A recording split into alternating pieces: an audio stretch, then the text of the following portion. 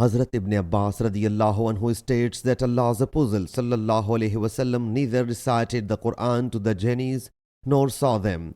Actually, Allah's Apostle sallallahu alaihi wasallam, accompanied by his companions radiyallahu anhum, was going to Okkaz market, and by then jinnis visiting the heaven and fetching the news from there had ceased, and they were smitten with bright blazes.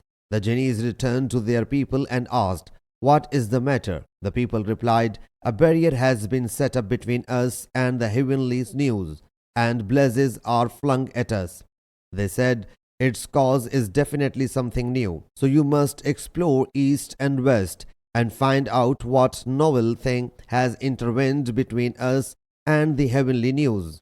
Thereafter the jinnis journeyed the whole east and west of the earth, and some of the search party went towards Thiyama while Allah's Apostle sallallahu alaihi wasallam was leading the companions in the morning prayer at Nakhl in Okkaz market. When the jinnis heard the recitation of the Quran, they started listening to it attentively and started saying, "This is what has stood as a barrier between us and the heavenly news."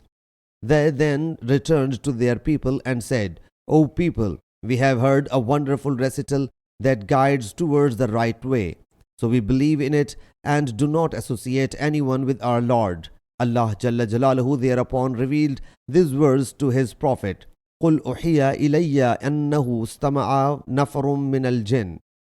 Translation: Say, it has been revealed to me that some of jinns listened to the Quran. Surah Jinn, verse 1. Sahih Muslim Hadees number 1005.